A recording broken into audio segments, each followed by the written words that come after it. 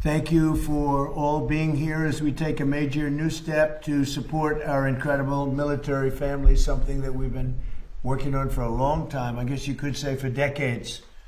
There's never been anything like this. Today, I'm signing an executive order to establish the first ever Presidential Military Spouse Commission.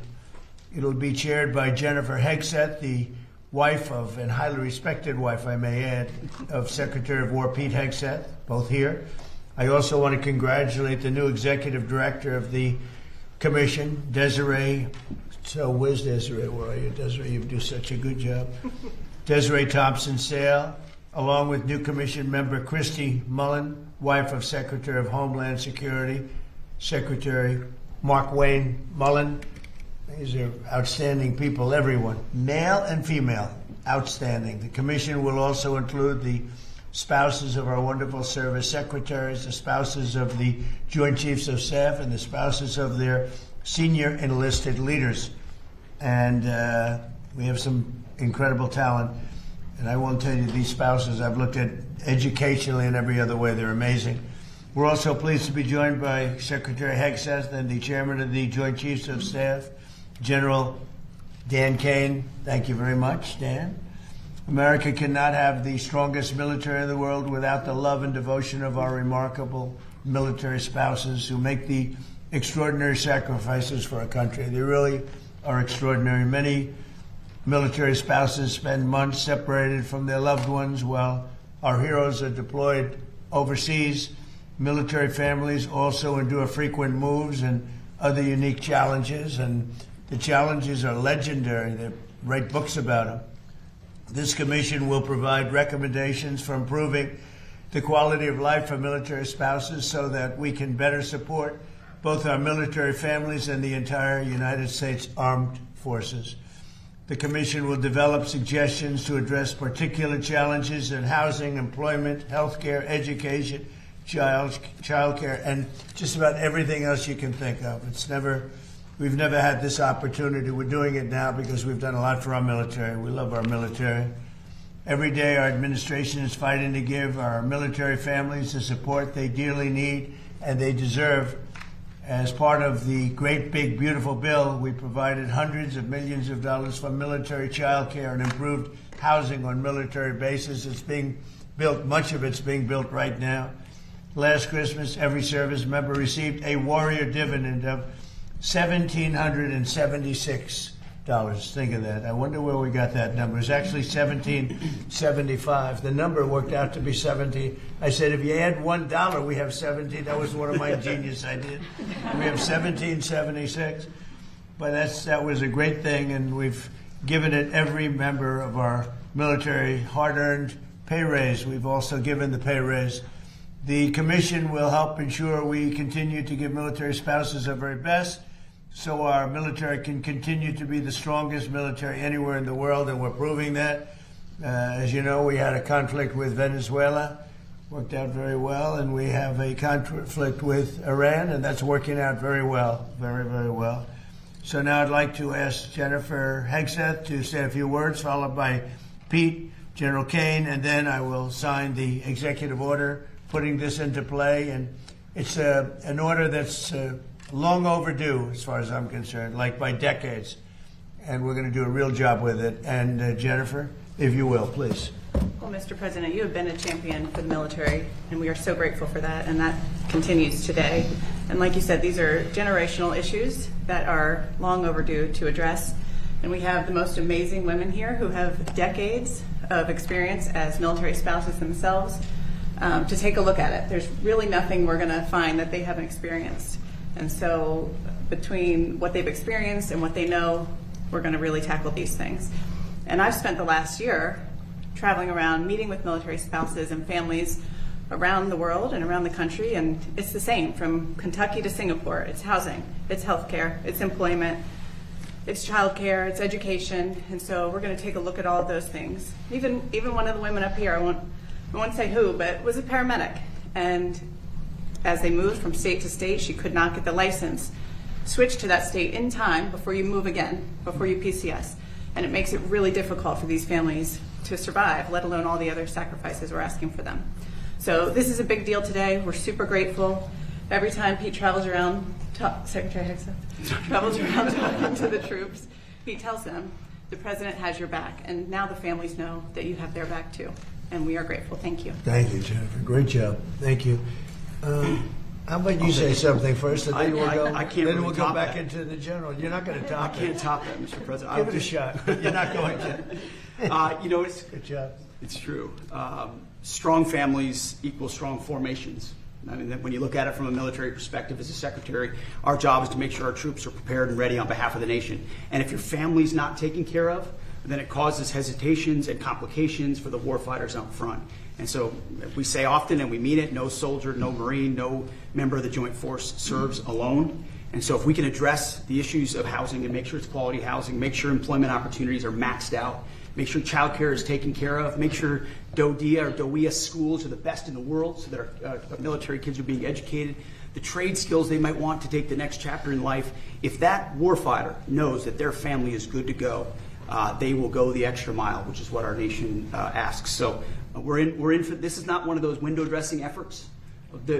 Jen's right. This entire group has mountains of experience, and they're raring to go to put it to use on behalf of the great Americans who serve our nation. And this is going to be full speed ahead to address every quality of life issue we can, which, Mr. President, you invested in the One Big Beautiful Bill. People don't know how much went into housing and into barracks and into pay. That's a down payment. And now with the $1.5 trillion, which we're working to get every dollar of, it's going to be a generational investment in barracks, in housing, in healthcare, in pay, in ways no commander-in-chief has ever done before. So, Mr. President, thank you for leading on this, and the commission's ready to go. Well, thank you very much. You're doing a fantastic job. General, please. Mr. President, Mrs. Hegseth, Secretary Hegseth, it's an honor for me to be here today at the launch of this commission. As we stand here now around the world, military service members are out doing our nation's business and ready to do what is asked of them. The foundation of American military readiness is the families, and the backstopping of all of that is the military spouses that serve behind them. Inevitably, every time somebody deploys, that refrigerator will break down, the car will break down. You think we're strong. American military spouses are 10 times stronger, and the lift that they carry is significant every single day. I want to thank this commission for the work that they're going to do to help improve military families' lives and military spouses' lives.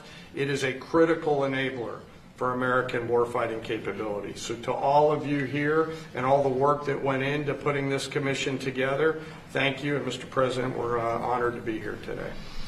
Where will they be meeting when you have meetings? Because you're going to be having a lot of meetings. Do you know where you're going to be meeting? Every month here at the White House. Oh, that's great. Yes. We can't do better than that. Can't do better than that. Use the Oval Office. Yeah. Would anybody like to say anything? Maybe Desiree, you could start, and then if you want to say anything, great time to say it. Please, Absolutely. Desiree. Go ahead. Well, I'll just be really short. It's a pleasure for me to serve as the executive director of this commission. I think it's a long time coming. It's a little bit of a pet project out of my office, simply because we have the Chief of Staff of the Air Force's wife that has been inspirational for this. She's a 41-year spouse. But collectively, this group has over 400 years of experience as an active duty military spouse. 400. And they've probably moved about 300 times. So if you can imagine that level of experience coming to this commission and solving real problems for the future of our military spouses and families, it's just an incredible thing that you're doing, President Trump, actually asking them to solve these problems and give you good recommendations, and we're happy to help them do that. So, you know, we have Desiree's been with us for a long time, and she's directly and indirectly done what she's doing for a long, long time, covered numerous presidents, and she basically responds to the public when the public, they send things. Sometimes they send gifts. Actually, it amounts to millions of dollars in small money. And I said, well, what happens to that money? They send it back, or they do charitable work, but it's literally millions. They send it to me. I should be able to get it. She won't give it to me. I should be entitled to it. No, but they send it to me as just a gesture. But they write thousands and hundreds of thousands of letters, and she's got a staff that's all volunteer. And I have one question: how do I compare in terms of response with other presidents of the past? No comparison, sir. Is that good or bad? No, it's good. Actually, it's very good. It's very Yeah. good. We do okay? We do great. Little more than Sleepy Joe? 100% A little bit positive. more? Yes. I think so. Thank you. Thank you. Does anybody have anything to say, or a question, or statement? Would you like to make a statement? Yes, Can I please. just say, I'm so excited. We've served with the Wills-Box now for a number of years, and I've seen them champion the enlisted corps. As the spouse of a senior enlisted leader, it's pretty easy for something amazing like this to happen and not include the enlisted corps, the senior enlisted leaders from the enlisted corps. It means the world to me that this started with them in mind. And I don't know if you remember, but a few years ago, my husband was serving in Alaska, and before you got on the plane, he asked your detail if he could ask you a question, and he asked if you would FaceTime me, and you did. It meant the world. I respect, I do that. You're getting ready to get on the plane, and this E9, this enlisted command chief, asked you to FaceTime me, and you put your arm around him. You said, "He's doing a good job. Take good care of him." And that picture has hung in his office since, and it just means the world to me that you highlight the enlisted corps every chance you get. And I love to tell people that story, that you took the time That's so for. nice. Thank you very much. Say hello, okay? I remember. Please, anybody else? President, this is Cindy Wilsbach, who's humble to That's her right. core and has had a significant role in putting this commission together. So I just want to highlight Would Cindy's you like to work. say something? I would just like to say this is a red letter day for me. Just the honor that I feel to be surrounded by these spouses who, what I like to say is we serve by oath or by vow. We didn't all raise our right hand to take an oath, but we began serving this great nation when we extended our left hand and said a vow to the person that we love that serves this country.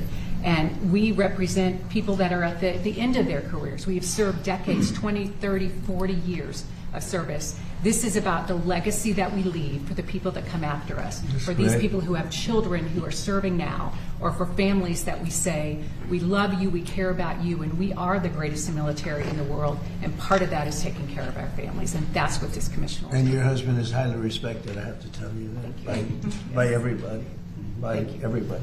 Anybody over here? Yes, please.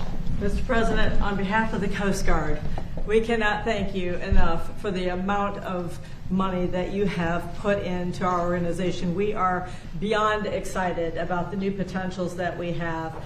We can just feel it, the whole Coast Guard. Every time we go to visit our different units and our families, people are super Including excited. 11 ice cutters, right? Absolutely, I'll be talking, It's yes. going to be beautiful. Yes, sir, yes, sir. They had one, Russia has 48. They had one, and it was 50 years old, and you're going to soon be getting 11 brand new ones atop of the line, so that's a big one. Our people are very thrilled and super excited and very thankful to you. So thank you, sir. Thank you very much. Good. Anybody else like to say? Last chance. That's it? So I'm going to sign this, and it's a real honor. And then if you like, you could ask questions of the people, and or me if you want.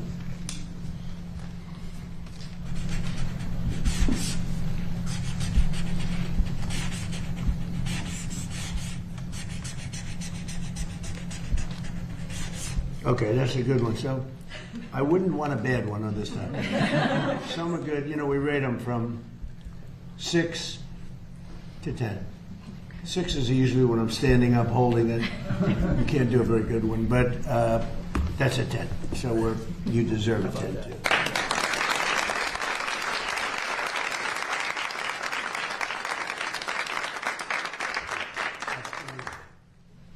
I think you should hold that, okay? Questions, please? Please. On behalf of the press corps, thank you, ladies, for what you do for our service members in this country. Mr. President, are the talks with Iran now off and are airstrikes No, back they're on. They're going on right now. It's an amazing thing. We have a little problem with Iran because we have many talks and we'll say we have or we don't have. You know, we're straight about it. But they deny, but they're not denying it now. They just put out a statement not denying it. But for some reason, they, when they're talking, they don't like saying that they're talking. So I say, wait, we're in talks. Big deal. We're in talks. And they'll sometimes deny it, even though they spend hours and hours together talking. No, the talks are going along. We're going to hit them very hard yesterday, very, very hard, harder than any attack, I think I can say, General, from a point of knowledge, any attack since World War II, that's pretty big, and we were set to go, and they called. And in addition, Saudi Arabia called, and UAE called, Qatar called, got calls from numerous people. Not, I don't want to use the word begging, but some were, in particular, Iran did not want to be hit. And they said, we want to talk. We want to talk about the Strait, but more importantly, from my standpoint, we want to talk about the denuclearization of Iran, because it's what it's all about. This is why I'm doing this. And it should have been done. It's now 50 years. We keep saying 47 years, but 3 years have gone by. But it's for 50 years that other presidents should have been doing or other countries. Didn't have to be us, but other countries. And nobody did it. And it was time, and we hit them hard with the B-2s more than a year ago now. And that knocked out their capability, their potential capability. We've done a great job. But when we talk, we say we're talking. If we're not talking, when you ask me, no, we're not talking, I'll say it. But we are talking right now. We're talking. And we're talking at the request of Iran, backed by Saudi Arabia, backed by UAE, and backed by Qatar in particular, but others also. Many countries called. The leaders of many, I'm friendly with a lot of them, almost all of them, one way or the other, and they all wanted to give this a last chance. This is a last chance. This is not something that, if it doesn't happen, this is a last chance for them to sign a good document. Yeah, please. Mr. President, New York City Mayor Zoran Mamdani is requiring an ID to access his government-run grocery stores. What then is your message to Democrats who do not want to pass the Save America Act and ensure, ID at the ballot box? When was this announced? This was just announced. Yeah. I heard about it. Yeah. Well, I wish they'd have an ID to access the voting booth. You know, they don't want to access the voting booth with any identification. We want voter ID, and we want proof of citizenship. Well, he also had a thing where you had to have 2 different IDs to shovel snow during the winter, right? So that's a very friendly question. I like her. Who are you with? One American News, sir. Very good. All right. Good question. Very good. A good group. Almost 20 GOP senators who have pledged to stay in D.C. to pass the Save America Act. So what's your message to the rest of the senators who are still on their summer recess? I think there's nothing more important than the Save America Act. I think they should stay. They do what they want, but I think they should stay. Mr. President, I think it's so important to get it passed. Yeah. Mr. President, where are the Iran talks, and what are your requirements You'll find right out now? today or tomorrow. I mean, they're going to go quickly, one way or the other. It's not very complex. We're talking about the Strait, the opening of the Strait, having it open literally by tomorrow, completely open. And that's phase 1. And phase 2 is we then will talk about the nuclear capacity, the nuclear, as we've been mentioned. Basically, it's, I think, the denuclearization of Iran. Has to happen. And that'll be the second phase. But the first phase is the opening of the Straits. The second phase will be the denuclearization, and that'll take a little while. But we're very strong on it. They cannot have a nuclear weapon. Iran cannot have a nuclear weapon, and I have never changed in that. Yeah, please, in the back. Thank you, Mr. President. You said that if Democrats get back into power, what is happening in Spain awaits America. What should voters in other countries with elections coming up soon take away from what's going on in You have to Spain? be very careful with the whole socialist thing. I think in many cases it's much more than socialist. They skipped socialism. They went directly to communism. But when I saw what happened in Spain, I said, we had a version of that. You could say much worse. We allowed 25 million people under Joe Biden, the Democrats. We had open borders, and countries all over the world, almost all of them, sent people that they don't want into our country. And we've gotten a lot of them out, and we're getting more, including murders. And I always said 11,888. That was the number of murders. Many of them committed more than one murder. And we're going to be just like that if you put these lunatics in that I see running for office. We had an open border a year and a half ago. We had the worst border in the history of our country. Now we have the best border. We haven't had one person come in, and this is done by the Democrats, not by left-leaning people. They do charts, and they have, in 15 months, not one person has come in through our southern border illegally. Now, that's pretty amazing. I'd say maybe 10, maybe 15. They say none. And believe me, if they did, they'd love to report it. But you could go outside of those vast plazas where hundreds of thousands of people gathered when they stormed our country, just like they did, in my opinion, worse, just like they did to Spain. They stormed our country.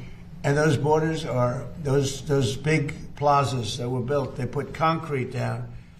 And now you look at them, and there's grass growing in the cracks.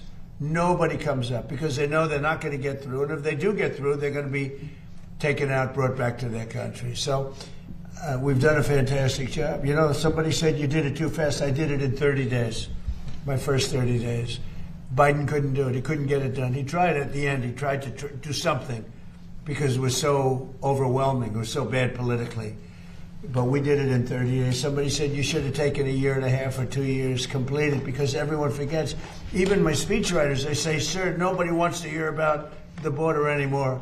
You've done it. It's an incredible job you've done, but nobody wants to hear about it.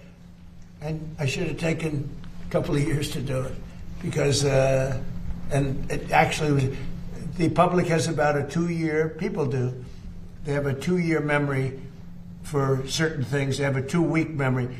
I may have gotten elected, certainly partially on the border, and because we did such a great job, it was a long time ago. I did it twice. I did it in 2016 when it was bad, but I did it this last time when it was really bad. It was, Steve, I would say many, many times worse than it was in 2016.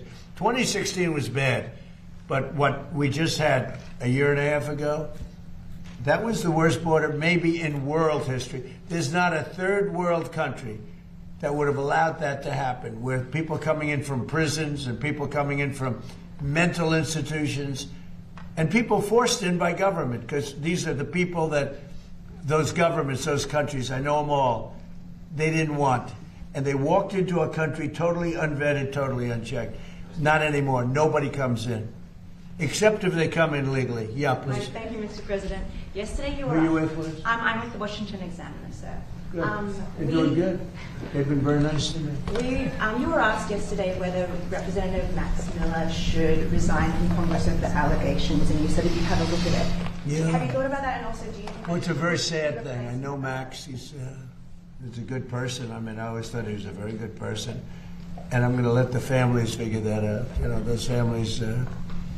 I know they're working on it. It's a very sad thing, especially when you know somebody so well, to be going through that. But it's accusations, and I'm going to let them figure that out. Yeah, please. President, did you sign off on Todd Blanche rescinding the anti-weaponization fund? And also, there are Democrats right now who say there's essentially 2 tax codes. There's a Trump family tax code and a normal people tax code. Why do you think that your family deserves some level of special exemption when it comes to the auditing of taxes? Well, I'll go into that. First of all, I had a 10-year case that was settled until I announced I was running for office. It was a settled deal like I've been doing all my life. I've been audited every year for my entire life, which I have a lot of wealthy friends who were never audited. To this day, they were never audited. I was audited. And my deal was settled. In writing, it was settled, subject to final approval. Then I announced I was running for president, and all they did was haunt me with it. They ended the settlement, and they went after me illegally. And they did a lot of bad things to me like they did to other people. And I was treated very unfairly by the IRS. It was weaponized against me. Think of it. I had a case this is a 10-year-old case, and it was settled. It was done. The case was over. I announced I'm running for president, and they terminated the settlement in Washington, and they went after me. And what they did here was very, frankly, if you talk about reparations or if you talk about payment, what they did to me, I had a very good case against them. So this was a case that was settled, that when I decided to run for president, right at the beginning, this is a long time, it's been going on for a long time, they terminated the settlement, which is something that never happened before. We have letters from the biggest law firms in Washington saying that this case is nonsense, just like the Russia was nonsense. They weaponized government. And so that's that, and most people understand that. On the fund, these were people that were treated unbelievable. 22 suicides, more than that, I think. Look at Ashley. Look at so many other things that happened. These people were treated horribly, and this fund could have given them some solace. But it happens to be very popular among many quarters, and I don't participate in that fund. I was certainly treated badly. I don't participate, but I thought it would be very fair for people that spent years in prison, people that were treated so badly, for in many cases people that did absolutely nothing wrong. So I view that fund as a positive, and a lot of Republicans do too, not so many Democrats. And it's not only for that, it's for other things too. People that have been treated unfairly, that have been weaponized by a corrupt government that we had with Obama and that we had with Biden. You had a corrupt government with both of them. Mr. President, did you sign off on Todd Blanche rescinding? I didn't look at it. All I know is that Todd Blanche is great. He's going to do a great job. Everybody knows it. And I understand there's been a sign-off. But I don't know what they agreed. I think Todd Blanche agreed to reconfirm things that he's already said. And what he said was okay. Can I Please, go ahead. Are there other avenues you have supporters get paid potentially if it's not the anti-weaponization fund? Is there another? Who are you with? I'm with MS Now, sir. You who? MS Now. MS Now? Yes, sir. What a terrible show that is. They have the worst people on that show. Are there other avenues that you want to see people? No, there's no other avenues that I know about. Go ahead. Mr. President, on the Iran talks. MS Now. That's the failed MSDNC, right? The failed. They failed. They gave it a new name. You know why? Because nobody watched it. Go ahead. And fewer people are watching it now. On the Iran talks, is there discussions, is Iran willing to return to a fully free navigation of the strait? Is that on the table?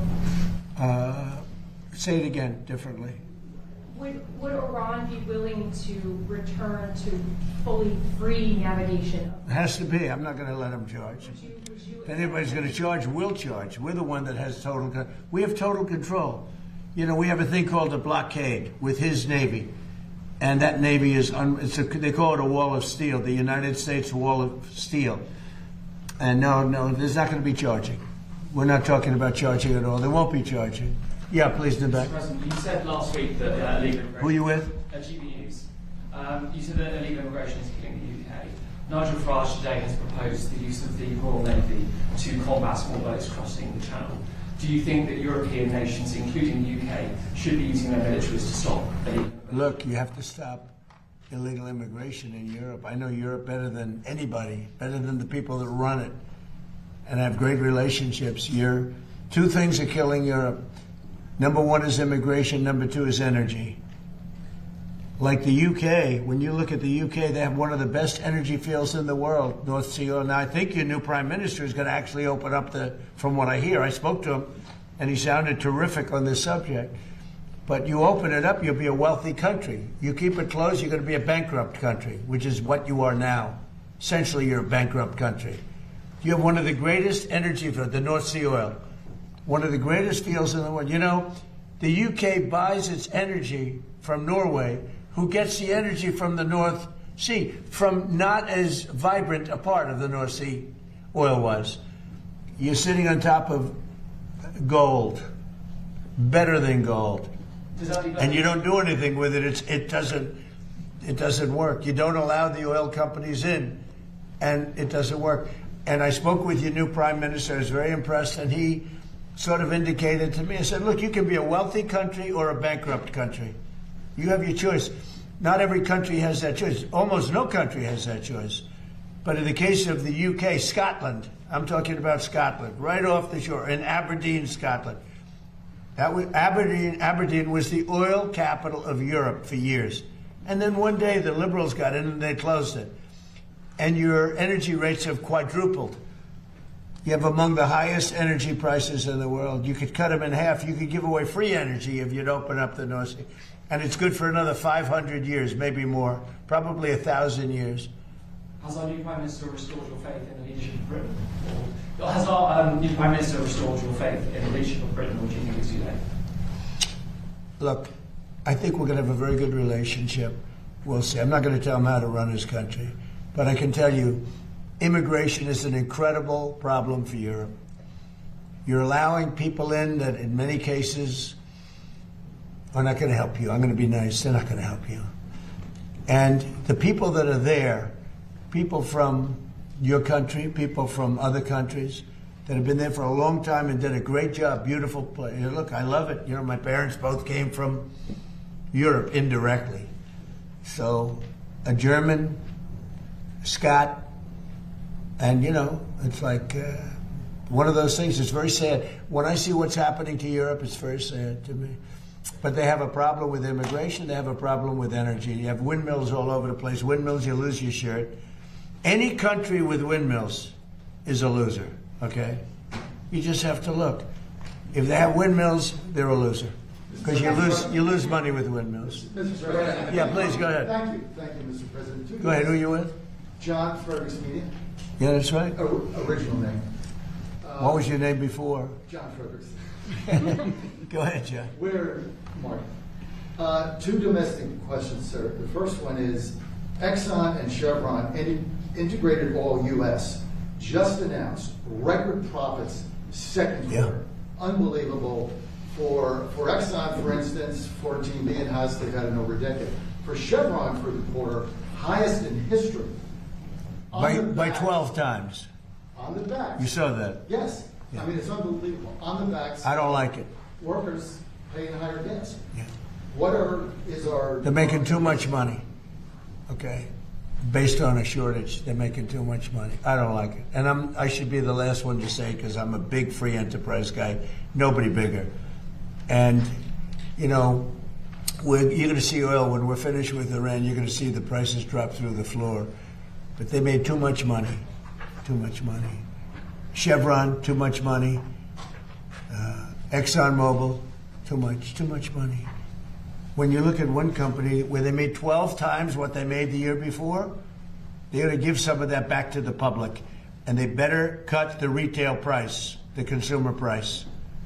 Too much money. You're surprised I'm saying it? I'll say it loud and clear. I'm not happy about it. Go ahead.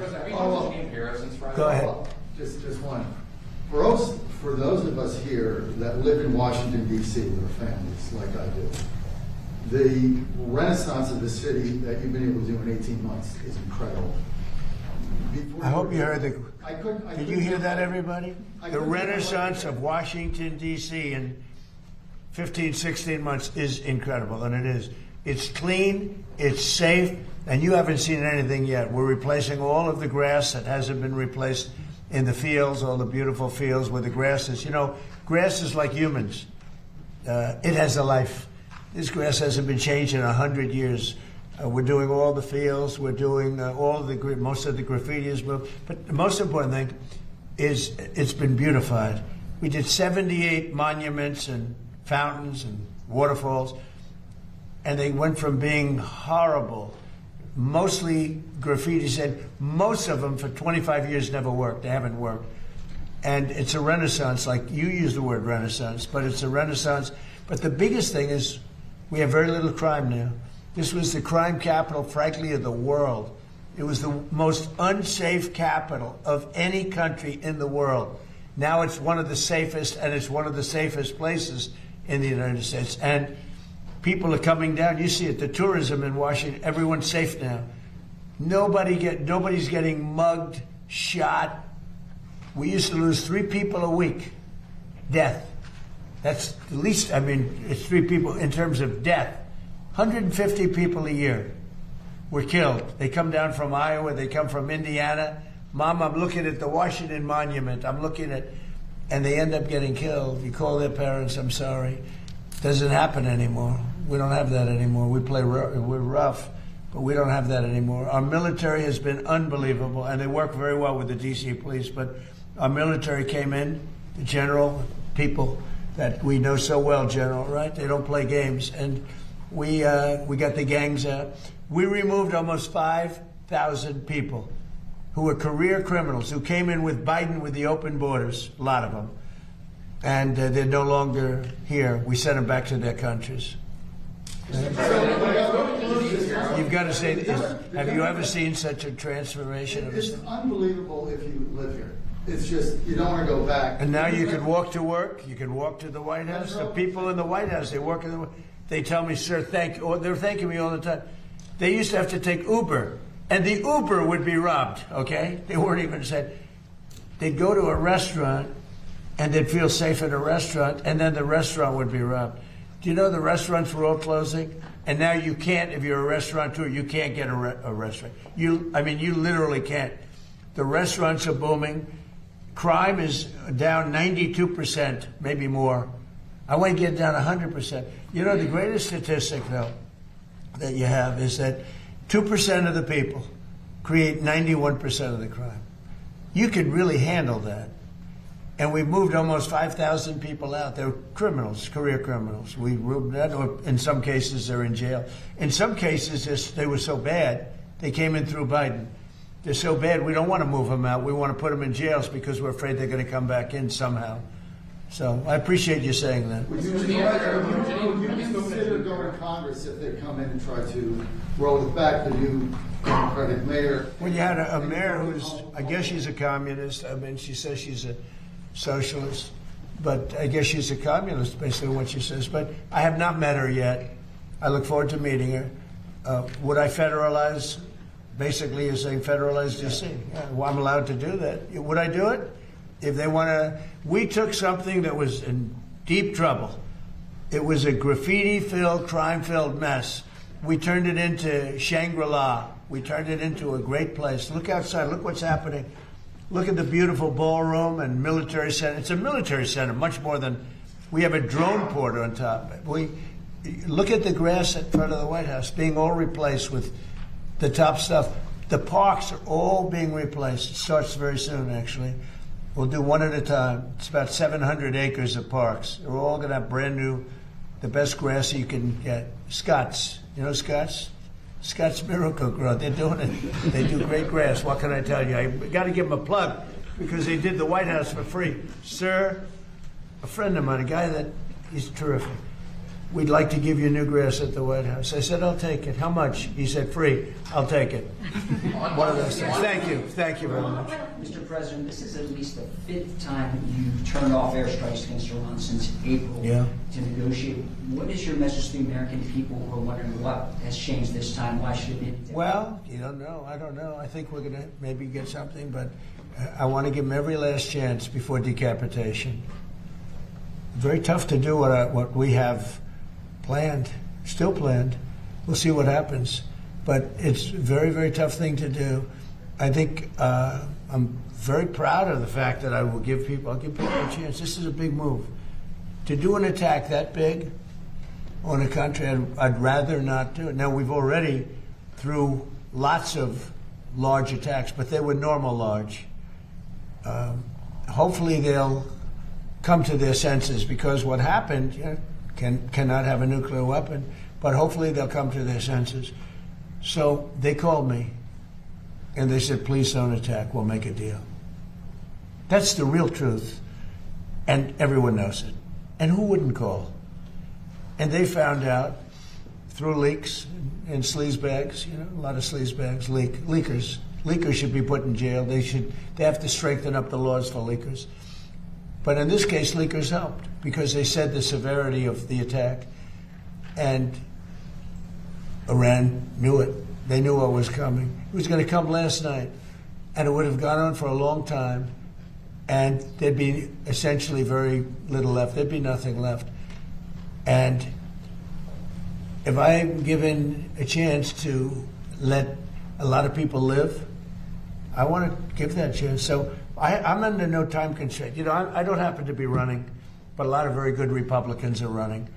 And you have a sick ideology taking place right now that, hopefully they'll be defeated because they'll destroy the country if they ever take over. But this desk is like a blocking desk. No matter who gets in. If it's bad, I block. And I'm good at blocking. If it's bad, if it's stupid things like the things they want to do, we want to get rid of the U.S. Senate. I don't like a lot of Senate, just to be honest with you. I don't want to get rid of the Senate. We want to get rid of the Supreme Court. They want to put now 21 or 23 people, that's the real, on the Supreme Court, or get rid of it. They want to get rid of the presidency. They want to have an appointed executive running.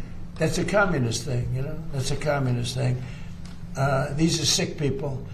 And, you know, I said it the other day, and it maybe doesn't sound that important, but when a country goes bad, like look at the blue cities, what do they have in common, aside from massive crime?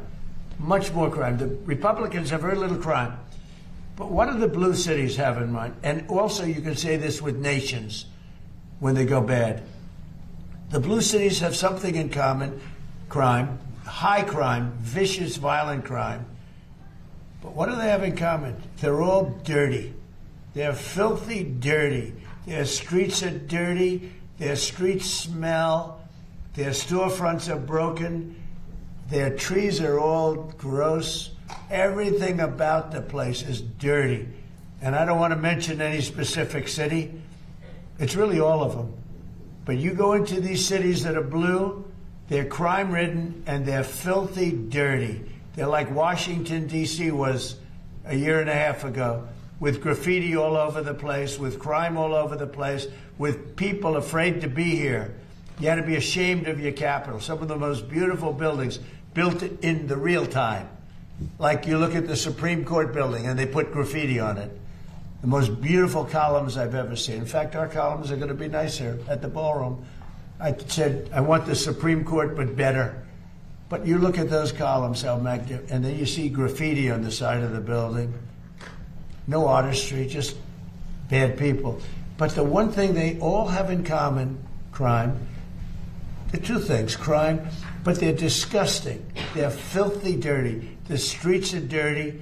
They have people lying all over the street doing you know what.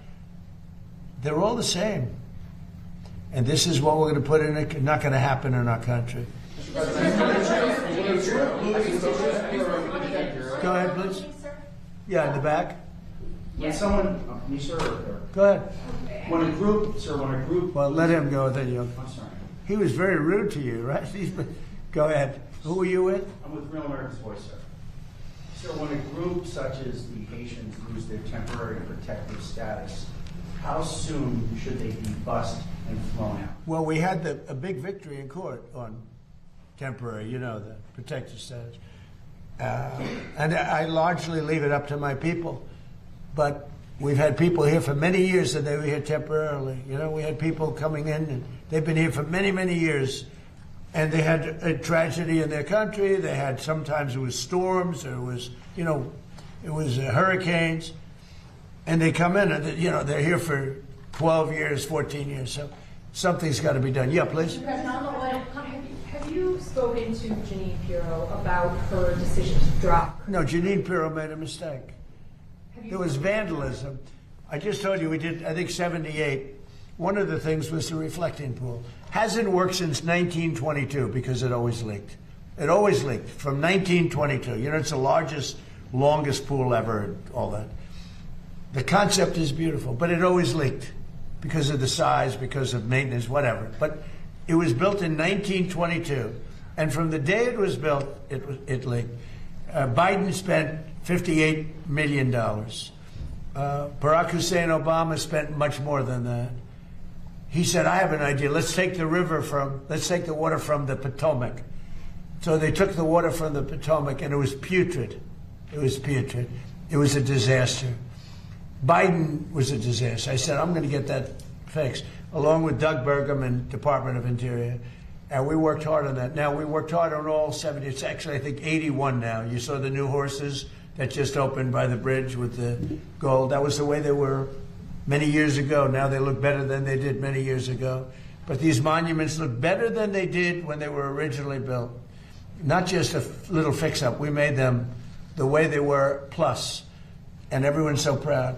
The biggest, one of the bigger jobs was, not really the biggest, believe it or not, but one of the biggest was the reflecting pool. And we did a great job. We sandblasted the stone outside. It was granite, so it has a long life. We did a great job. we got very expensive material to put on top of the surface that always leaked because it was stone. It was a stone surface. Always leaked. And we put it on, and it was beautiful. Now, we have photographs or tapes, like moving cameras, right? We have them where people are on the side cutting it with a box knife. Now, I'm not saying I was 100% thrilled with the contractor, but the contractor was rushing. We wanted to get it open for July 4th, and we got it done. But in addition, there was vandalism. Number one, look at the grass, where the grass was all knocked out with a very, very powerful ingredient that we know very well what it is. I'm not going to say the name because people get ideas. And they put a terrible phrase, I won't say that either, but a terrible phrase on a massive piece of grass that we had just replaced. Killed the grass. We had to replace the grass. A lot of grass. In addition, they took knives or cutters and they cut the material. It's material. And they put their hands and they pulled it. And there was also some maintenance things that we would have routinely fixed. But we had that up and it was perfect. And then you had the bubblers, which get rid of the what forms in the water. And that works great, but they turned it off because of the fight. Because it competed a little bit of noise during the fight. They turned it off. And it grows very rapidly in the water. But that actually works very well. And that's all. So now we're just about set to reopen it. And we had to replace cut areas where they cut it and ripped it. But there's a tape, and Jesse Waters, by the way, did a whole big thing on it. There's a tape that's out there that I posted on Truth, where you have people leaning over the side, the weakest part because of the flexibility. It moves. It's very complicated. It moves. And the softest part has to be flexible. And that's the stuff you can cut. And these guys knew what they were doing. And they cut all the way along the base. Cut, cut, cut. Now, when Janine looked at it, it was the day after the 4th of July with the largest fireworks display in the world. And the stuff was laying all over the pool, the fireworks, because they used the pool as one of the, and it was all over the pool. It was the day after, very shortly thereafter. But that was working beautifully, and it was vandalized. And if you look at the tape, now the tape isn't a great tape in the sense that it's a little hard to say who it exactly was. But it was people cutting this very expensive material, waterproofing material. Anyway, it looked beautiful. And then they cut it, and they vandalized. And we weren't necessarily thrilled with the contractor, but they did a job, and they were fixing any problems. But then it got carried away because the judge was extremely unfriendly to Janine. And frankly, I think she choked because the judge was really vicious.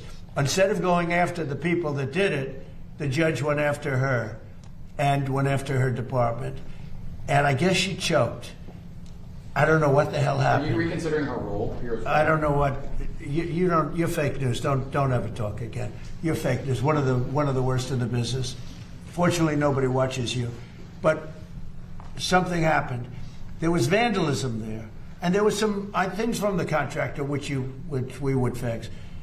But it's almost complete, and when it opens, it's incredible. It's really incredible. But remember this: it leaked from 1922. It opened in 1922. They never solved the leak problem because it was stone, and the cracks with the stone. Stone is really not a waterproofing material. We essentially use a very high-grade swimming pool type material, which was my idea. I was very proud of that idea. And by the way, I didn't know the contractor. Everyone said the contractor. I didn't know the contractor. But when it was completed, it was perfect. But then somebody went in and cut it, just like they did the grass. Nobody talks about the grass. The grass have helicopter pictures of what they did. Wasn't it 87? Right? Do you know what they did, right? Did you see what they did? Did you see what they wrote? What did they write? 87 or sorry, 8647. That's right, 86-47. They 86 him, so it's 86-47. They didn't do 45. At least they left 45 out. But they, and massive letters on the grass, 86-47, and nobody talked about that. Was vandalism too. We had to replace all that grass. It was a tremendous amount of grass, because when you hit it with this poison, it's acid. It kills the grass no matter how. You can't even clean it, even if you got there right after. It's very powerful stuff. I know it well. So people did great damage to this thing because they're sick people. You know who's representing the man is a man from Crew, a sleazebag who's been suing me for my whole political, hasn't won, he's lost all the time. But Crew, do you know what Crew is? It's a third-rate operation that's supposed to be a charity, but it's not. They used it for political reasons. So we should be proud of our monuments, and we should be proud of our city. And you know, that was open before they did the damage. It was open.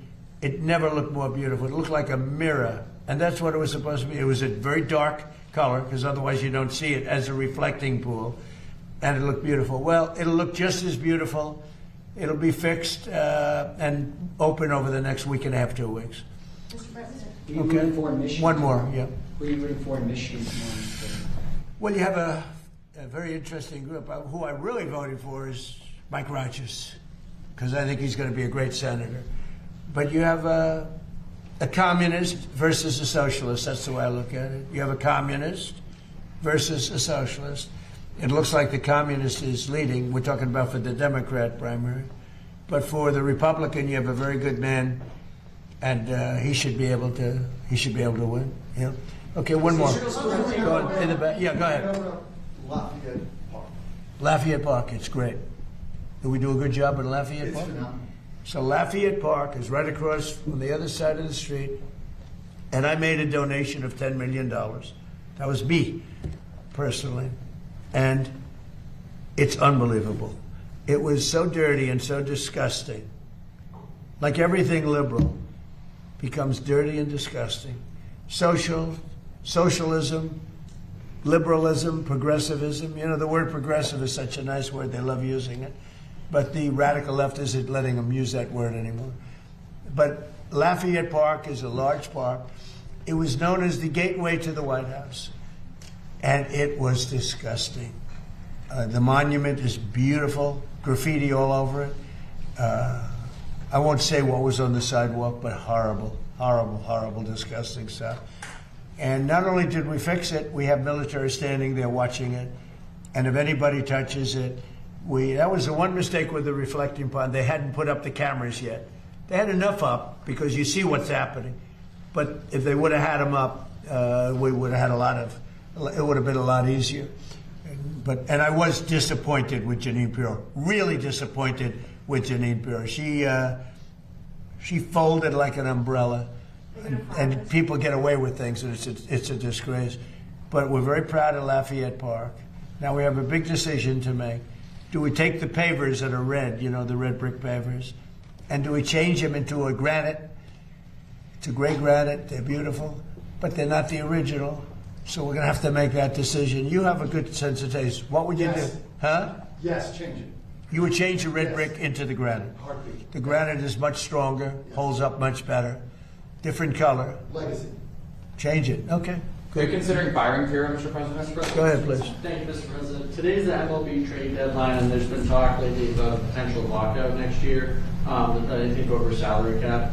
Yeah. About salary cap. Do you support a salary cap in the MLB, and what are your thoughts? Well, we're going to talk about that at a different time. You know, it's a complex situation, but not too complex for me. Yeah, please, in the back. What did you think of the Nationals trading Luis Garcia to the Yankees? And do you think The which one?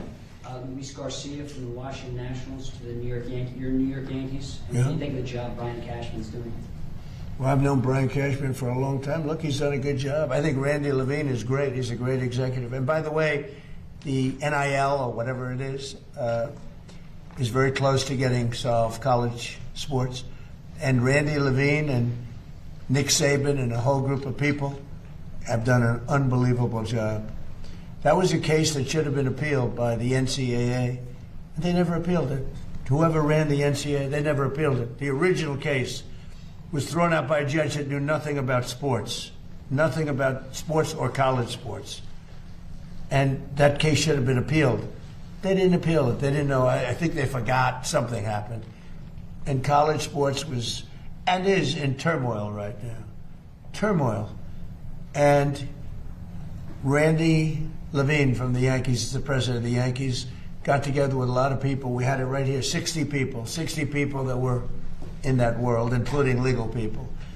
And from football, it was Nick Saban, who won 6 or 7 championships, fantastic coach and very respected, and many other people, very, very respected.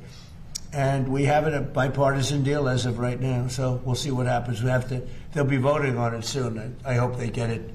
I hope they get it done. Thank you all very much. Thank you. Thank you. Thank you for that question. Head out the store.